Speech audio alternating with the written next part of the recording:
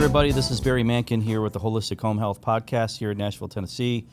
We are freshly off vacation, and we've had a lot of different experiences with going to the IAQA Conference recently, and then dealing with some hard clients and some hard situations, and then leading right into vacation. So it's been kind of a whirlwind this past month for us.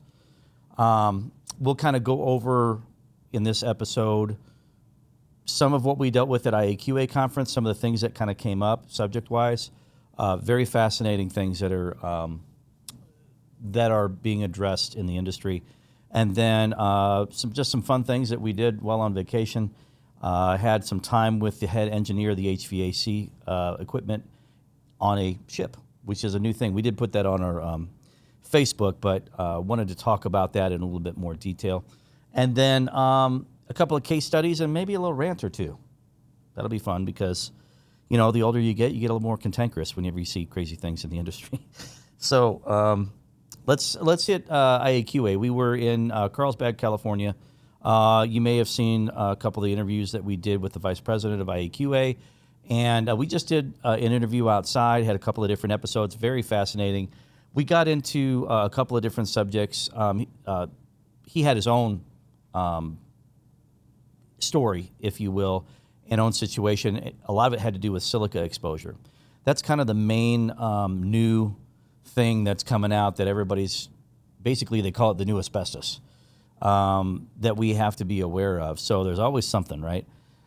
Well, the way we deal with that exposure, it's the same airborne contaminants through the particulate matter, right? So anything that's not organic, we just call it inorganic or inert matter, and that matter is usually in the form, especially in construction fields, in the form of either a drywall dust or a concrete dust. The problem is, even though that in itself isn't a food source for organics to use that and create mold or bacteria, it does settle in your lungs. And as we have always said, you are the filter.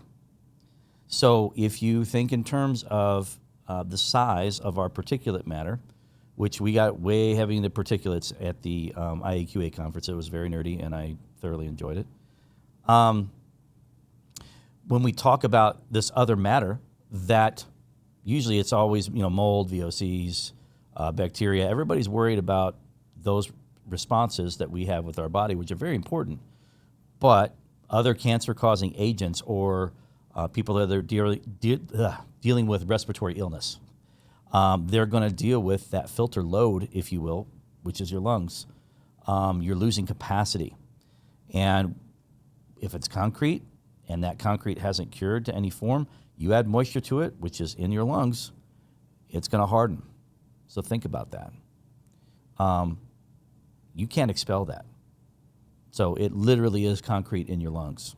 So whether that's 2%, whether that's 5%, whether that's 10%, depending on how much exposure you've had, you're going to build up that load and have less lung capacity and carry that resistance. That is no way to live. So having that PPE is all that much more important. The more knowledge you have about what the effects are of some of these particulates that are in the air, especially if you're on a construction site doing drywall for a living, cleaning up the drywall for a living.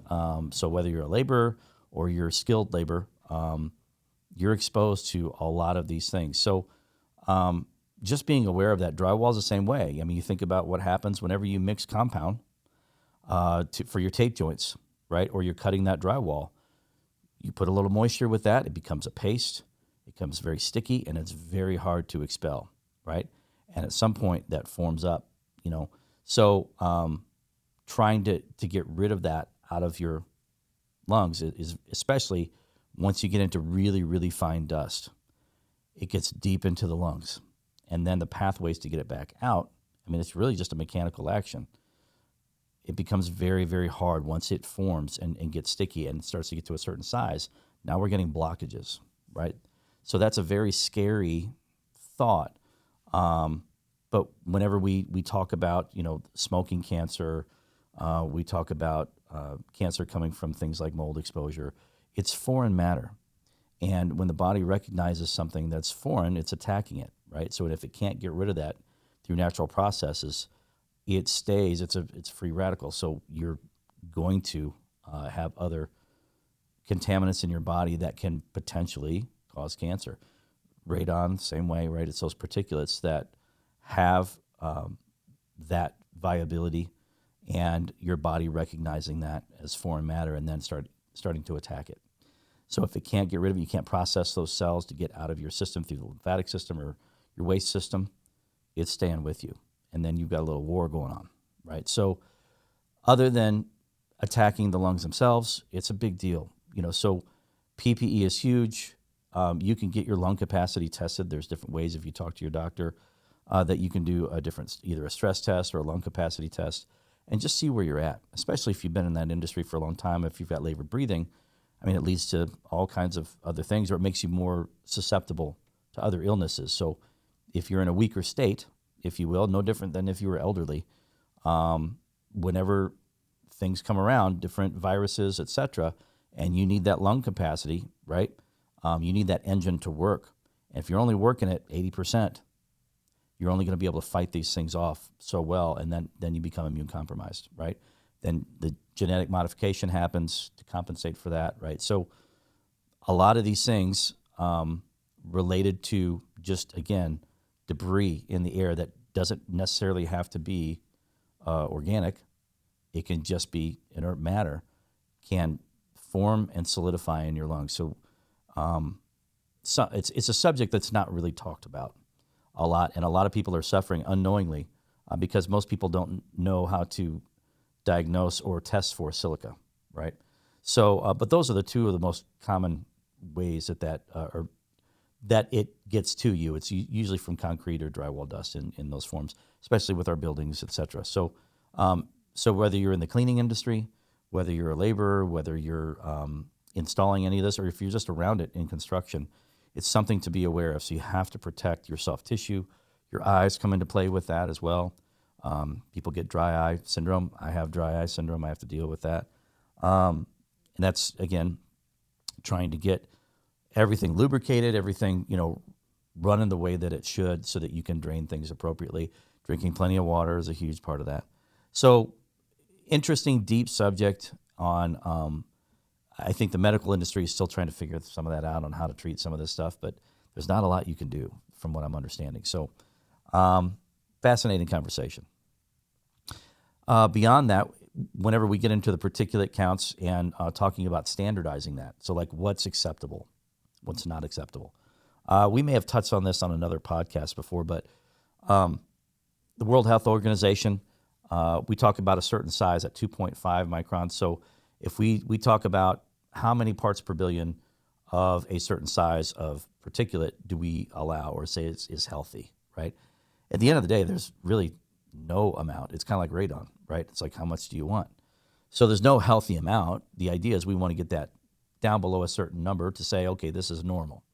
And you're never going to get to a clean room condition, but other than dilution itself, which helps with that, it's about keeping that exposure down. And 9 parts per billion at a 2.5 with the World Health Organization and the EPA says 10. And that is kind of like a threshold size because that's where our filters, we stop filtering at that 2.5 micron size. And then beyond that, once we get smaller and smaller, we've talked about the blood-brain barrier, that 0.3 microns. We get to the really, really fine stuff and beyond. That can create other issues for people, especially in the when they're having an inflammatory response. It's not always associated with biologicals, right, and a biofilm. It could just be different compounds that are associated with the dust. That gets complicated. And I've got clients right now dealing with those two things. So again, not everything is associated just with mold, just with bacteria, other contaminants. It can be inert matter. And then certain compounds don't necessarily have to be unstable for them to still affect you. Your body can already have a response from exposure and then be triggered by these things. just because the compounds are still available and they may be stable at that point. So, but getting the dust down, getting the dirt and debris down, it's not just a little bit of outside dirt. We don't know what's on it. We don't know where it came from. All of these building materials are coming from so many different sources and made out of so many different compounds anymore. The body is reacting to all of these different foreign objects that we are the filter for. So all the more reason to protect ourselves, be aware of these things, okay? And, growing up in my era, we honestly didn't think about that stuff. We're making products out of all kinds of things now. And things were a little bit more organic back in the day, a little more straightforward. There was a time in the 80s and 90s that things, just like anything else, we started cheapening things up and looking for other ways to make building materials and plastics, et cetera. So all of these things, again, we either ingest or we breathe in. So there's interesting studies on, speaking of plastics, microplastics come into play with that, with your water. I recommend that, just like your air quality, that everybody just gets a filtration system that they regularly maintain and just give a step up, And when you're talking water filtration, it's all these little things or these potentials that we can't see. It doesn't always have to be obvious. Everything can just get a little bit better, and the water isn't diluted with fresh water anymore. We have everything that your pipes are made out of now. Everybody's going to PEX, so it's not copper. And so much of the water is treated with different things, chlorine, fluoride, all that comes into play with that, depending on where you're at with all those things. But those are all levels of contaminants, and we're always going for the minimum standard of what's acceptable. And that's in every industry, unfortunately, because, again, our world is full of all this stuff. So we have to be intentional on how we're going to buffer ourselves or filter before it gets to us so that we have the least amount of exposure and still be practical. But again, we don't think in those terms. We move so fast in our everyday life that unless there's a pain point, and unfortunately the pain point is our health. So if we can be preventative, again, with that thought process to say, hey, I am the filter for everything that I'm exposed to. Doesn't mean you need to run around like in a bubble and be afraid of everything, but it does mean that you can take steps or make investments in your home, on yourself whenever you're doing PPE, when you're around things, to just be aware and say, okay, I'm going to minimize my exposure. And it's just a different level of awareness that we have to take some action on if we want to be healthier and be preventative. So in the this is all like long-term stuff, right? So in the long haul, theoretically, unless you get hit by a bus, you should live longer and have less disease. So the microplastics come into play with that. That's usually through water, but it is airborne as well. And then we get into even just a big thing, especially out west, which a couple of these things are going to surprise you, is smoke, fire, right? We love the smell of anything that we're doing as it relates to like wintertime. My normal podcast, we have like a little fake fireplace here whenever I'm interviewing somebody. And everybody, feels cozy with a warm fire and that smell of that smoke. Well, yes, but what's on it? Again, you're the filter. And when you combine that smoke with whatever's on it, so what are we burning? What's being burnt? How clean is that wood? How clean is the fireplace, the soot, the ash? All that is foreign matter. And once it gets past that 2.5 microns, it's harder to get out. It crystallizes, right? And then it binds. So we get into fires out west. We get into, even what happened with 9/11. All of those first responders, the people that were affected by all of that dust, right, that debris field, they were the filter in that. And now, later on, people are still passing away from those effects of that exposure. And fire is very, very similar. So whenever we have these air currents coming from out west, what's burning? So what are the chemicals? What are the compounds? What are the concentration levels of all the things that are being burned? And what is the amount of exposure that you have? Again, what are those concentration or dosage, if you will? What's that dosage of that contaminant? And then how much are you holding on to? So all of those things come into play, and your body's going to react different to all those different compounds and chemicals. So that's a big deal. Outside of the actual carbon itself,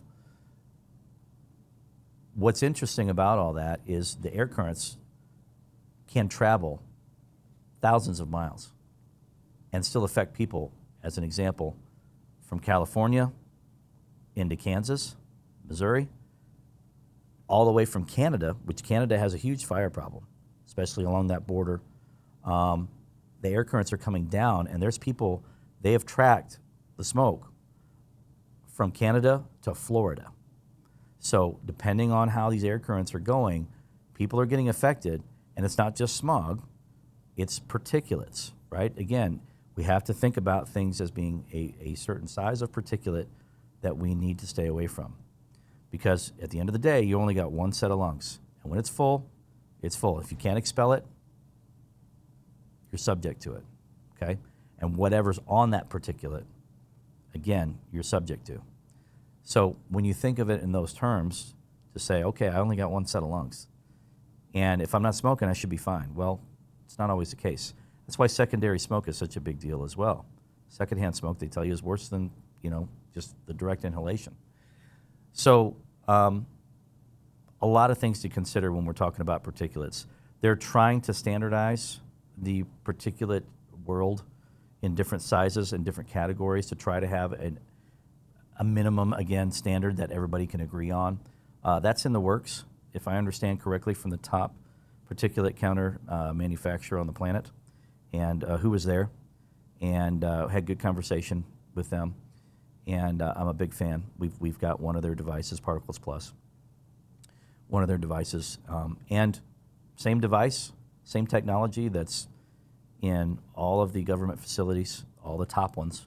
Artemis 2 that went around the moon, same device, and we have it here in Nashville. So that same technology we have access to. Okay, so we can measure not only each size of those particulates, but what's on them, right? And so when we talk about the silica measurement, that gets a little bit more complicated, and it's not as normal that you're going to see something like that. But very viable, and it's something for us all in our industry to be aware of, to say we probably need to start doing some more of that, especially if we're trying to tie an illness to the body, okay?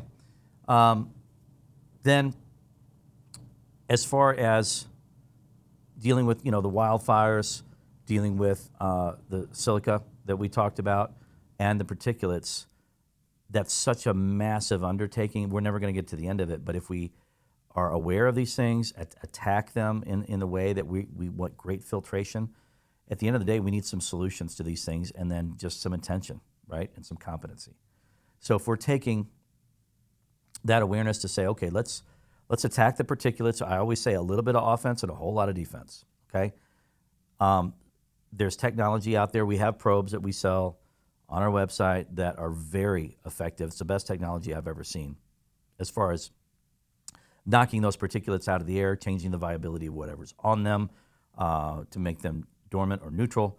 In some cases, it disintegrates the really young stuff as it relates to biologicals.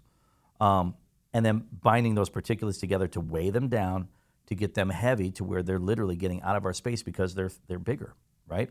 So the bigger stuff is heavier, so it's going to be less buoyant. And as long as our moisture levels are good, theoretically, we should be only dealing with smaller particulates. Own set of problems, but still it's less overall volume of exposure.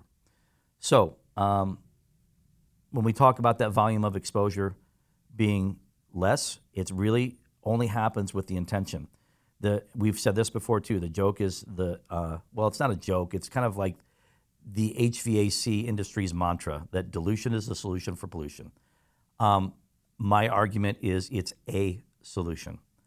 There are several different types of solutions. So you need some dilution, you need a little bit of offense, right? Because you have to watch what the byproducts of that offense are whenever you get into technology, especially UV, which is huge in the HVAC industry, because all they want to do is sell UV units because they make money. And it keeps the coils cleaner, or it puts magic pixie dust in the units. Well, UV doesn't do that. So if somebody's trying to sell you a UV device, make sure that you see what the efficacy of it is. And in my opinion, I would ask what other options are available. I'm a fan of ionization, different types of ions, and of course, we think we have the best one. So once you get into ionized peroxide and you can change that structure of the water in the air into a peroxide, you're going to be very, very effective at knocking stuff out of the air and changing that biofilm on surfaces. And it literally does attack surfaces with clustered ions. So the technology is pretty fascinating. But again, knocking it out of the airspace with a little bit of offense, and then you got to have the trash can. You got to have filtration, whether that's inline, coming on the front end of that system with a decent filter that doesn't restrict the airflow. So you got to. There's so many different factors. We've talked about this in other podcasts with John Ellis, with Nathan Copeland, and those things are key and a part of a process to be intentional. Okay.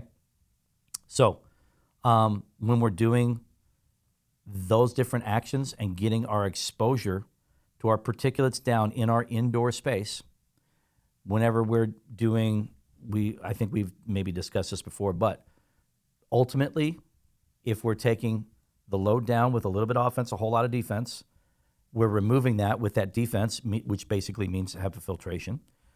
Some outboard within the space, because we don't know what that load is coming in and out of the door, depending on your activity, whether you have pets, all of those things come into play.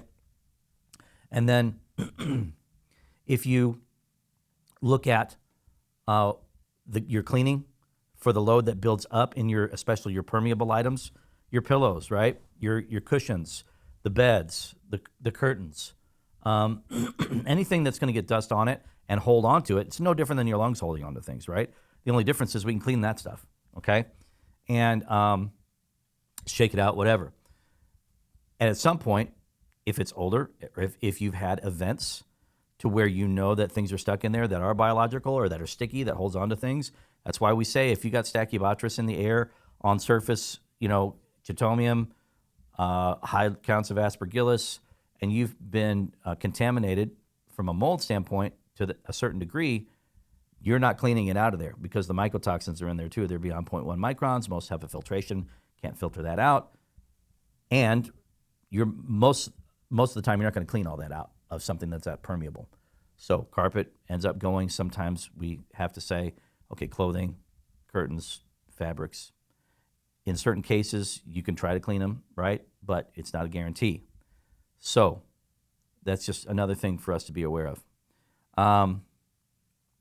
Then when we're talking about, again, that spring and fall clean, get down what we can, unless we've had events and we're removing things. Moving the air so we're not getting pockets where stuff's being held, both from a moisture standpoint and a particulate standpoint.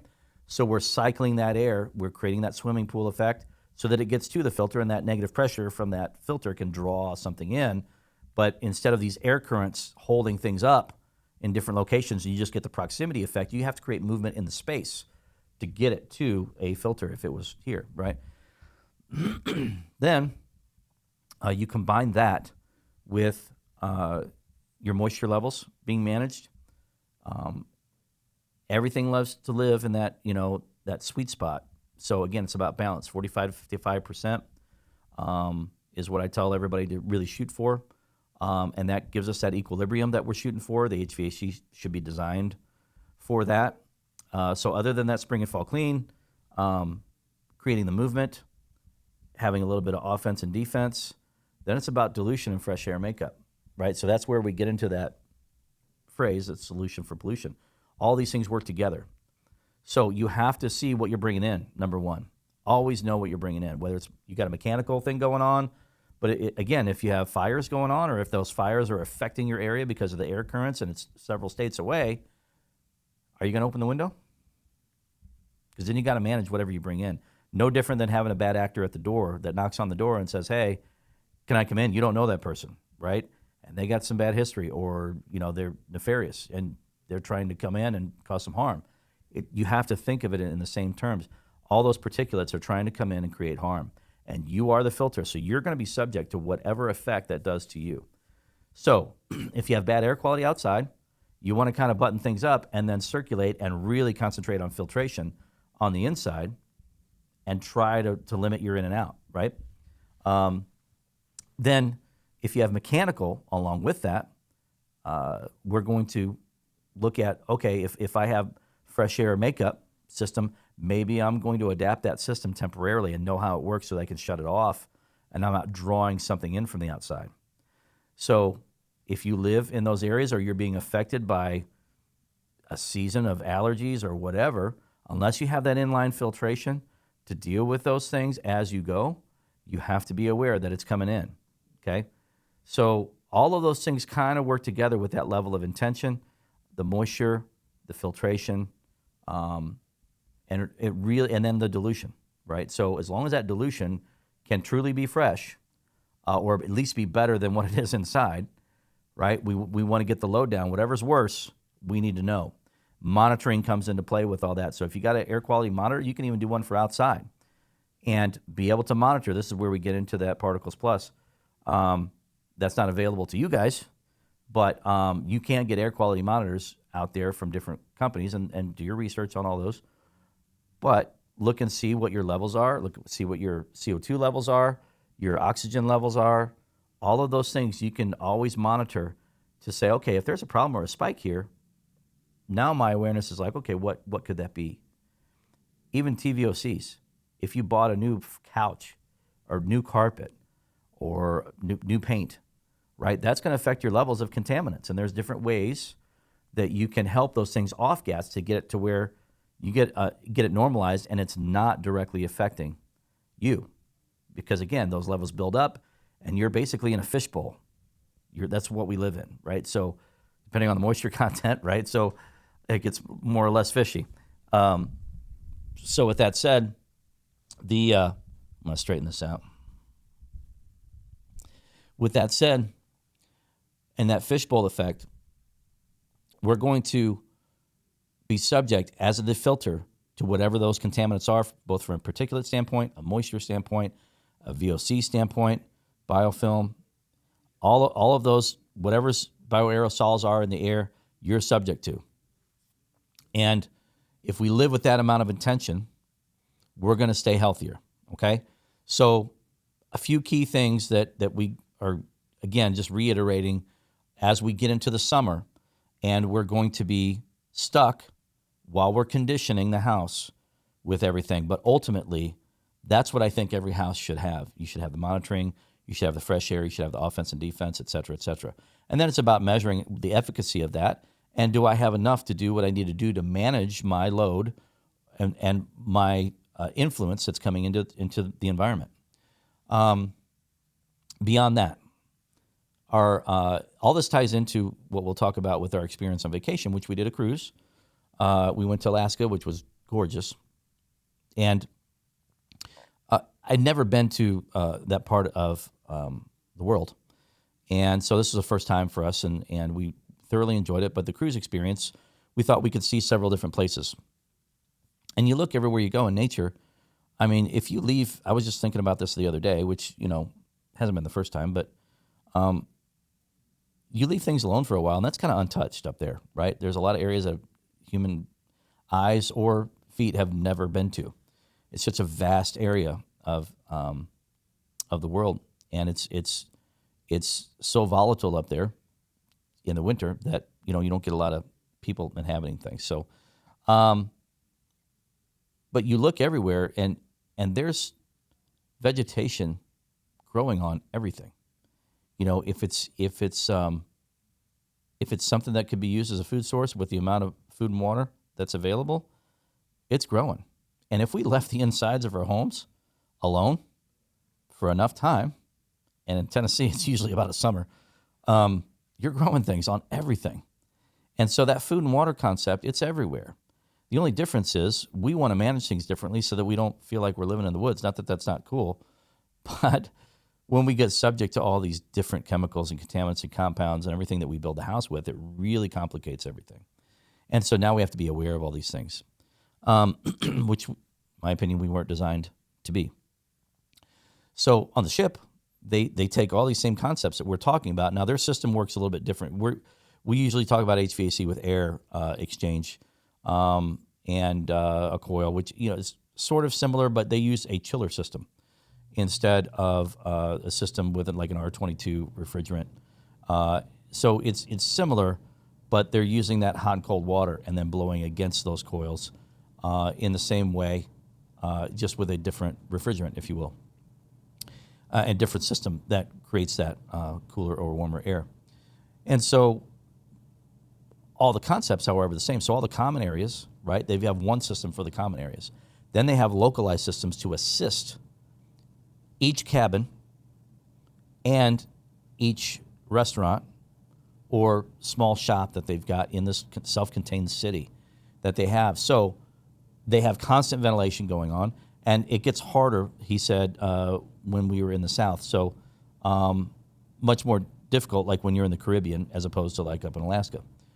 But the swing on keeping the temperature, they keep the temperature roughly the same. And everything's by Celsius, but they keep it pretty close, within a few degrees Fahrenheit and 1 degree Celsius. And then that swing of variation, the moisture goes with it and is subject to that. And so they'll have inline dehumidification, or like an ERV, HRV, both, if you will, that helps assist that the whole time when they're doing their ventilation, which was really fascinating. So they're already addressing things from a moisture standpoint, much in the same way we always preach here in Tennessee. The difference is everything is targeted and zoned.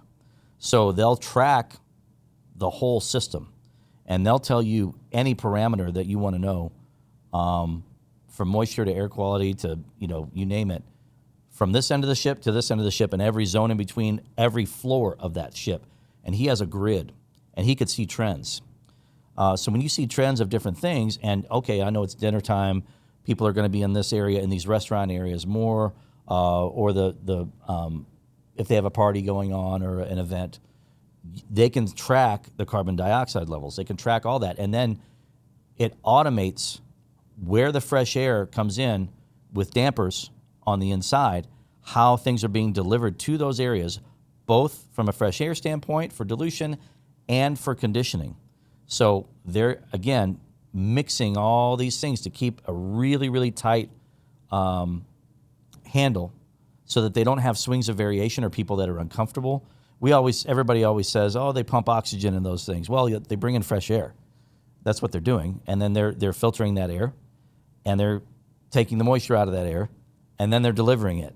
So, yes, it is oxygen, but it's also everything else that's out there. So, but it's not like pure oxygen getting pumped, in there. And but it's dilution. So it was fascinating to see the amount of intention that they had. So not only do they have all the sensors and the automation to do that, this guy, the head engineer for the HVAC, walks the whole entire ship every night and measures with a handheld meter all the same parameters that's already being monitored to make sure that what he realizes is exactly what he should be seeing. So from a quality control standpoint, the amount of intention that goes on just for the air quality alone and the comfort that is associated with that is unbelievable. So they have a lot of things in place. So imagine having that level of intention in your house or your building if you're every day measuring everything. So most of us aren't going to do that, but that's what it takes to get a certain level. So you either put things in place mechanically and you have regular maintenance, but you're either way, you're stepping it up. So we are inviting everybody to kind of step their game up for their air quality in their house. Take the right steps for investments, right? Do some awareness, educate yourself on measuring, starting with PM 2.5, PM 10. Those sizes are the most common ones to measure. And if you get some changes, try to think, practically, why is that happening? What do I need to do about it, if anything? So beyond that, really great experience, very comfortable time. And,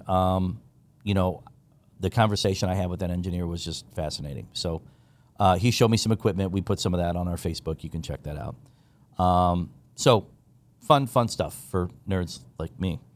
Now, As far as rants are concerned, we're going to another conference here pretty soon, which we'll talk about. But recently, again, I'm still finding people in the industry that are wanting to come into this industry and be an authority. We've talked about the dogs. We've talked about remediators that are not qualified or unprofessional, is what we would call that. Not subjecting themselves to third-party testing, not going by the IAQA S520 guidelines, blah, blah, blah. What I'm seeing now is there's a younger generation of people that are, I want to say this, well, I don't care how I say it, are lazy, and they want a quick buck. And so they take some online class to get what I call a Cracker Jack box certificate to either be either a building biologist or whatever title they want to give them, right? Which is easy to get because of their interest. Now, and I would, I guess, applaud their curiosity and their willingness to learn things. I'm a fan of getting in the trades, getting calluses on your hands to know how things are built, understanding the building science from a physical as well as a mental standpoint, and getting some miles behind you, and then start attacking how things work holistically, which is our whole spiel, before you get into trying to diagnose and tell people what to do with their house when you've never held a hammer in your life. You don't know what's behind the walls. You don't know the context of the systems. You might know some principles, or you might have learned something out of a book, but you have never fixed or provided the solutions for anybody before. So, wrong or right, that's my rant. So I see that up and coming. Again, I applaud people that want to learn. I applaud people that want to further themselves in their career, but there is no substitute for experience, for physically getting in there and understanding these buildings from a structural standpoint, from an electronic standpoint, from an HVAC standpoint, and actually doing the work to provide the solutions to get a tangible physical sweat equity in your knowledge base. Because then you know what it takes to get things done. And you understand the gravity whenever you're trying to give people solutions. Plus, you understand what it costs. And you also understand what shortcuts not to take. So all the different people that have to be involved, you give people a better scope of what they're dealing with. And it's much more helpful than just taking some samples and saying, here you go, good luck, and acting like you're an authority. So that's happening in my market share right now. And it's frustrating. So, and maybe even with good intention, but there's some humility. I'm still learning myself. You have to be humble. And you're constantly learning, but you get ahead of your skis too much, and you give people bad advice, and you waste a lot of money for people, especially if you're really, really pricey and you can't give them that comprehensive look, or you don't have the tools, or you don't know how to use the tools to be able to understand the diagnostics that you're trying to help them with, any action items they need to do. So that wisdom is huge. So as a consumer, I'm going to tell you, if they don't have the experience behind them, if they don't have enough letters behind their name, if they haven't been in this business very long, if they don't have a good network of people that they can help you with, to be able to provide people that actually do things by the book, that will give solutions. And as long as they're not in their pocket, right, doing kickbacks, all of those things kind of come into play. We've talked about this with your doctors. If you have a doctor that tells you what to do in your house, get rid of them. You got the wrong doctor. If they tell you what to do with your body and to trust somebody that is an environmentalist, that is good at what they do, great. And we've done rants before about that. I'm not going to tell you how to do brain surgery. I'm not going to tell you how to do heart surgery. I know what works for me, what I try to do preventative, and I try to help people with just some practical things, but I always say, hey, check with your doctor. So get people that stay in their lane, that know their limitations, always Clint Eastwood. And then check the reviews, check their experience, etc. And that way you can be at least confident in a process that will work. But there is no silver bullet to this, folks. There is no, oh, this guy's got I've got like great tools. But they all have their limitations. They can only do what they do, and it's within the context of who's running the ship or who's driving the car, right? And you use that in context as part of a process to get to the amount of information to give you either confidence or to in what you have and some peace of mind, and or justify some action items that are going to cost some money. Okay. After that is how good do you want it? How do we get beyond the minimum standards? Okay. So really, just to kind of sum up some things, talk about some experiences we've had. That's really what we wanted to talk about today. And just, a couple little rants. We've got some case studies going on right now, some hard stuff, and it's exhausting for people because we have to keep reassessing, and I have to keep showing up, and I have to keep showing up because we have a process, and there's other people involved in that process. Insurance gets involved. So there are a few cases that are just difficult. Pretty soon here, we're going to have a testimony coming up, which I'm really excited about. We got somebody from a very difficult situation where the contractor didn't know what he was doing. Good heart, but didn't know what he was doing, caused a big mess. And instead of having it all blow up in everybody's face, we systematically went through a process and got them through to a clearance to where the house is clean, the sensitized client is now healthy, not being triggered by their environment, and this has been an ongoing thing for months. So we're going to talk about that here pretty soon. We're really excited about that one, and that should give people a lot of hope. But this is a process. It's not always quick and easy, and especially if there's any level of sensitivity with the client, it's not going to be. It's just not. So, but if you have somebody that you can trust and you stick with a process, the process will work. All right? Hopefully that helps, and I hope you have a great week. Thank you so much for watching, and we'll be at the Sears X Conference, or the Expo, I guess is what I should call it, Sears Expo in Florida here in about a month, hanging out with all the, the top doctors and some of the environmentalists. So they're going to be down there just to stay, at the forefront of our game, on top of what the latest things are that are going on. Hopefully add some things that we can in the industry, some of the things that we talk about, to say, hey, let's do this the right way and get relationship with these doctors and build a bridge between the medical community and the environmental community, and we'll keep everybody healthier. All right? You have a good one. Thank you so much for watching.